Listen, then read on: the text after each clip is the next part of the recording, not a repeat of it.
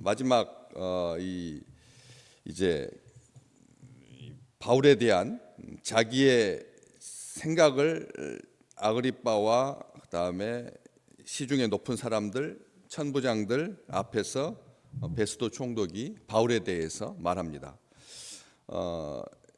위쪽에는 이 사실을 말하고 있고 24절에서는 여러분들이 보는 것처럼 이 사람은 유대의 모든 무리가 크게 외쳐서 살려두지 못할 사람이라고 했습니다. 그리고 예루살렘과 여기 가이사야에서도 사형에 처해야 된다라고 소리를 지른 청원하였나이다 하였습니다.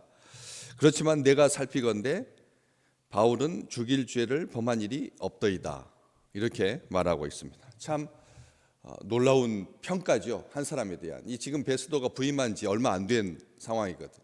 그런데 바울에 대해서 앞에 24절에 보면 유대의 모든 무리가 외쳤다.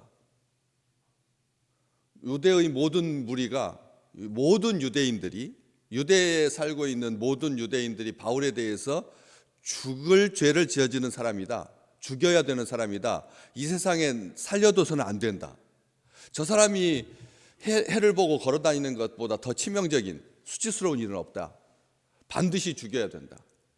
그래서 그를 죽이기 전에는 먹지도 마시지도 않겠다라고 동맹한 사람들이 40여 명이나 되었다.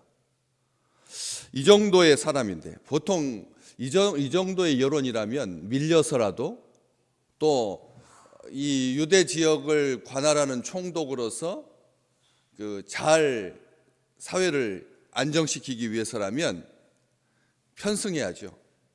이게 악한 여론이지만 모든 사람들이 다 바울을 죽이려고 하니까 그 악한 요청에 응해야지요. 그런데 아주 뚝심 있는 것처럼 보입니다. 그렇잖아요? 내가 살피건대 죽일 죄를 범한 일이 없습니다. 많은 사람들이 죽여야 한다고 소리 지르는 시대가 되었습니다.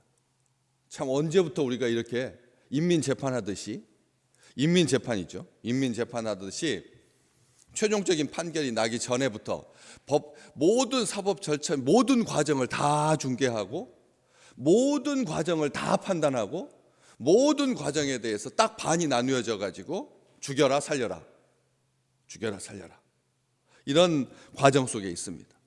과거에 우리가 마녀 사냥 시대를 겪었는데, 인민재판 시대를 겪었는데, 그렇잖아요? 모두가 다 재판장이 되어서 그렇게 죽이려고 하는 이런 혐오의 시대를 살고 있습니다. 증오의 시대를 살고 있습니다. 그것을 동력 삼는 사람들이 있습니다. 이 갈등을 이용해 가지고 돈 벌려고 하는 사람이 있습니다.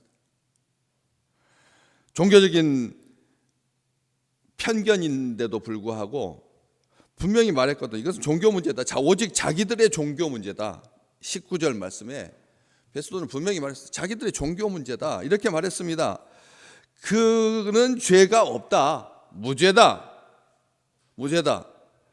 복음을 믿는다고 죽일 수는 없지 않느냐. 아니 부활을 믿는다고 죽였어야 되겠느냐. 얼마나 정확한 판단입니까? 바울은 죽일 죄가 없다는 거죠. 그런데 가만히 사도행전을 쭉 보시면 계속해서 바울을 죽이려고 하는 사람들과 그에 대해서 죽이지 못하게 하려고 하는, 죽일 죄가 없다라고 하는 거짓과 사실이, 혐오와 감정과 그리고 실제가 막 혼재되어 있는 것을 볼 수 있죠. 이 천부장도 사도행전 23장 29절 한 가지도 죽이거나 결박할 사유가 없다. 천부장이 그렇게 썼습니다. 한 가지도 벨릭스 총독한테 이 바울을 이송하면서 한 가지도 죽이거나 결박할 사유가 없습니다. 한 가지도. 아멘. 우리가 세상 사람들한테 어떤 평가를 받아야 할까요? 세상 사람들한테 예수쟁이들은 어떤 평가를 받아야 합니까? 어떻게 살아야 합니까? 여기 벨릭스도 마찬가지고요. 벨릭스도 이 바울에 대해서 죽일 죄가 없다. 벨릭스도 그러니까 이렇게 말했죠. 24장 22절 23절에 보시면 바울을 지키되 자유를 주고 그의 친구들이 그를 돌보아 주는 것을 금하지 마라. 바울에게 어떻다고? 우호적이고 그렇잖아요. 죄를 찾을 수가 없으니까. 총독의 눈으로 오래도록 바울 사건을 지켜보면서 총독은 바울에 대해서 자유를 주었고 그 친구들이 그를 돌봐주는 것을 금하지 마라, 아주 강하게 선포했습니다. 이 지금 듣고 있는 26장으로 넘어가면 이제 우리가 아그리빠 왕 앞에서 바울이 또 변명하잖아요. 최후 변명하는데 그 아그리빠 왕도 26장 32절 잠깐 보실래요? 다 26장 32절. 이 아그리빠가 베스도에게 이르되 이 사람이 만일 가이사에게 상수하지 아니하였더라면 석방될 수 있을 뻔하였다 하니라. 지금 이 변론의 끝도 결국은 뭡니까? 바울은 무죄다는 거예요. 바울은 무죄라는 거죠. 황제에게 상소해서 그 절차를 밟아야 하기 때문에 부득이하게 지금 죄수로 있는 거지, 실상은 자유해야 될 사람이다. 죄가 없는 사람이다. 빌라도 총독이 예수 그리스도에 대해서 세 번이나 예수 그리스도에 대해서 흠을 찾지 못했습니다. 단 하나도 죽일 죄를 찾지 못했다는 거죠. 짧은 기간 베스도 총독이 조금 급해 보이긴 합니다. 그렇죠? 조금 더 한 1년 정도 아니면 2년 정도 우리가 어떤 사람을 안다라고 하는 게 어떠십니까? 그에 대해서 우리가 소문로만 들었었는데 실제로 그를 봤을 때 어떤 느낌이시던가요? 우리가 누구를 판단할 때 정말 기가 막힌 직감으로 이 사람은 거짓이다, 이 사람은 사귈만 하다, 얼만큼 만에 아시나요? 한번 말씀해 보십시오. 한 10년 걸리나요? 이 사람이 좋은 사람인지 나쁜 사람인지 알려고 하면? 우리는 영적인 존재입니다. 하나님의 감성이 있습니다. 하나님의 의지도 있고 하나님의 지성도 있고요. 하나님을 닮은 사람들이거든요. 그렇기 때문에 사람들은 압니다. 특별하게 미혹되어 가지고 눈이 뒤집혀 있지 않는 한 어떤 사람에 대해서 생각할 때 딱 벌써 가서 손만 잡아봐도 안다고 하는데요. 그렇잖아요? 딱 그 옆에만 서면 냉기가 느껴지는지 어떤지, 나에게 우호적인 사람인지 나를 위하는 사람인지 나의 대적인지 그걸 모르겠습니까? 눈치가 구단인데 우리가 그걸 모르나요? 조금 급해 보이긴 합니다. 그렇지만 짧은 기간임에도 불구하고 이 베스도는 바울의 무죄를 확증하고 있는 거. 여기 그렇잖아요. 내가 살피건대 죽일 죄를 범한 일이 없더이다. 그렇게 말하고 있다라고 하는 거죠. 우리가 세상 사람들한테 그리 인정받았으면 합니다. 우리가 이 세상에 살아갈 때 예수쟁이들은 깍쟁이다, 뭐 이런 걸 떠나서 예수 믿는 사람들은 철저하게 이기주의다, 너무 배타적이다, 이런 평가를 받지만 우리가 일상을 사는 바울과 베스도가 뭐 친교를 나누고 뭐 많이 접해서 그런 게 아니잖아요. 그렇기 때문에 바울을 25장 8절 말씀에 아그리빠 왕 앞에서도 말하죠. 내가 25장 8절 말씀에 보시면 그 앞쪽 부분에서도 뭐라고 합니까? 바울이 변명하되 내가 유대인의 율법이나 성전이나 가이사에게나 내가 도무지 죄를 범하지 아니하였다. 성전으로 보나 율법으로 보나 가이사로 보나 신앙으로 보든지 아니면 유대인의 법으로 보든지 아니면 로마의 법으로 보든지, 그러니까 세상법이든지 교회법이든지 아니면 신앙이든지 그 어느 곳으로도 나는 도무지 죄를 범하지 않았다. 바울은 그렇게 말합니다. 우리가 그렇기 때문에 로마 교회에 바울은 편지하면서 로마서 8장 31절 만일 하나님이 우리를 위하시면 누가 우리를 대적하겠느냐. 하나님이 우리를 위하시는데, 하나님께서 우리를 위하시는데 누가 우리를 대적하겠느냐. 누가 능히 하나님의 택하신 자들을 송사하겠느냐. 의롭다고 하시는 분은 하나님이시다. 그런데 누가 우리를 정죄하겠느냐. 아멘. 이게 뭐 흠없이 살아라, 하나님 세상의 잣대로 보든지 교회법의 잣대로 보든지 뭐 하나도 한치의 오차도 없이 정확하게 살아라, 그런 말 아니잖아요. 그렇게 누가 그렇게 정죄하겠느냐. 바울이 계속 말합니다. 이 모든 일에 우리를 사랑하시는 하나님으로 말미암아 우리가 넉넉히 이긴다. 그렇지 않습니까? 로마서 8장에 그 바울이 편지한 그 내용을 우리가 기억합니다. 그가 정말 어떻게 살았는데, 삶이 어땠는지, 성전으로 봤을 때, 신앙으로 봤을 때, 율법으로 봤을 때, 교회법으로 봤을 때, 세상법으로 봤을 때, 가이사 황제의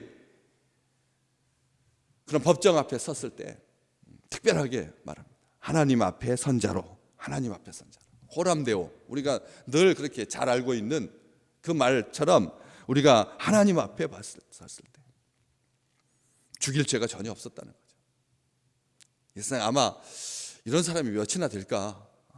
예수 믿는 주의 백성들이 그 어떤 시대보다도 많이 핍박을 당하고, 그리고 또 고통을 당하고, 또 모함을 당하고, 지금 이 전국 속에 그 목사라고 하는 직함을 가진 자들, 신앙을 가진 사람들이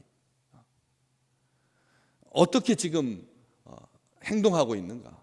정말 그는 죽일 죄가 없는 자인가? 우리 스스로를 살피게 한다는 것이죠. 내가 살피건대 죽일 죄를 범한 일이 없습니다. 그러나 그가 황제에게 상소했기 때문에 보내기로 결정합니다. 참, 황제에게 나는 처음에 이 베스도가 이 사건을 맡게 되었을 때 골치 아픈 사건이었거든요. 2년 동안 지금 구류된 상태였고, 그렇기 때문에 명확한 증거도 없이 이러지도 저러지도 못하고 있었는데, 마침 로마의 시민권을 가진 이 바울이 황제에게 상소한다고 하니 나는 이제 보고서만 잘 갖추어서 로마로 군인들의 호송을 받아서 바울을 보내기만 하면 됩니다. 그런데 26절, 그에 대해서 황제께 확실한 사실을 아뢰을 것이 없어서 신문한 후에 상소할 자료가 있을까 하여서 당신들 앞에 특별하게 아그리빠 왕 당신 앞에 그를 내세웁니다. 왜? 당신은 유대인의 모든 풍속과 문제를 아시는 분이니까. 이 말하고 있는 것입니다. 그렇기 때문에 아그리빠 왕이 잘 살피셔서 이 사람이 그러면 이 보고서에 잘 확인할 수 있도록, 왜냐하면 이 아그리빠 왕은 로마와 굉장히 친분이 있었다. 굉장히 나중에 이게 마지막 헤롯 가문의 마지막 왕이거든. 마지막 왕인데 그가 황제 직위에서 폐위된 다음에 로마의 행정관으로 복무하거든요. 그러니까 로마법을 기가 막히게 잘 알고 있고 로마 사람들하고도 굉장한 관계에 있었기 때문에, 그렇기 때문에 그 황실과 이 연관이 되어가지고 자기 여동생이었던 이 베니게가 그 황제와 연이 닿아서, 그래서 황후의 자리까지 물망에 오를 만큼 대단했던 그런 사람이었기 때문에 이 사람한테 부탁하는 것은 아주 자연스러운. 그런데 그 당시에 황제가 누구였냐면 네로였거든요. 네로가 주후 54년에서 68년 딱 이 바울의 재판 과정과 딱 맞게 돼 있는 바로 그런 시점이었는데, 황제로 재위하기 시작한 초기여서 그래도 나름 선정을 베풀던 시기였거든요. 나중에 이제 광기가 되고 뭐 역사에서 지워지고 별 악한 짓을 예수 그리스도 믿는 주의 백성들을 핍박하고 했지만 어쨌든 선정을 베풀던 그 시기에 자연스럽게 그렇게 그러기 때문에 그 죄목도 밝히지 아니하고 죄수를 보내는 것이 무리한 일인 줄 알았습니다. 이렇게 말하고 있습니다. 나중에 28장 뒤쪽에 이제 재판을 로마에 가가지고 재판 받게 되면서 바울이 이 시간 20대 요 시점을 회고하면서 뭐라고 말하냐면, 이스라엘의 소망인 부활로 인해서 내가 메인 바 되었습니다. 아멘. 바울은 무죄한 자입니다. 당연히 석방되어야 했습니다. 그런데도 억울하게 이 바울이 하나님 앞에나 사람 앞에나 그렇게 온 정성을 다하여서 고륙 친척을 위해서 기도하고 그렇게 예수를 위해서 예수 복음으로 가득 찼던 그런 사람이, 그렇지만 부득이하게 내가 이스라엘의 소망인 부활 때문에, 이스라엘은 뭐만 소망이라고요? 부활이, 예수님의 부활이 소망이다. 우리 민족에게 소망은 다 하나입니다. 하나죠. 아시지 않습니까? 어떤 사람을 세우든지, 어떤 사람을 세우든지 반은 좋아하고 반은 미워한다니까. 70% 넘어가지 않습니다. 대통령 선거에서 80%의 압도적인 인기를 얻고 지지를 얻고 대통령 되지 않습니다. 누구나 다 좋아하는 사람이 있고 싫어하는 사람이 있다라고 하는 거죠. 우리의 소망은 한 가지입니다. 돈 많이 버는 나라, 국방력이 튼튼한 나라, 능력 있는 나라, 그런 우리가 가지고 있는 모든 소망의 한 가운데는 예수님의 부활이 있습니다. 예수님께서 부활하셨다.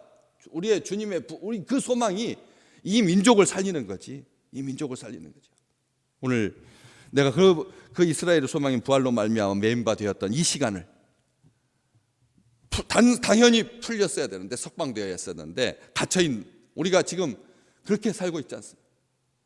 세대 간에 끼어있는 존재, 세대 간에 끼인 존재로 세상과 하나님의 법 사이에서 우리가 사람들이 다 지켜보고 있는 이 속에서 오늘 또 우리가 소망을 하나님께 두고 우리 주님께서 우리를 사랑하시고 우리를 택하시고 우리를 의롭다 하신 하나님이 계셔서, 그래서 누구를 대적하지도 아니하고 송사하지도 아니하고 판단하지도 아니하고 하나님의 의가 가득한 귀한 하루가 되시기를 주의 이름으로 축복합니다.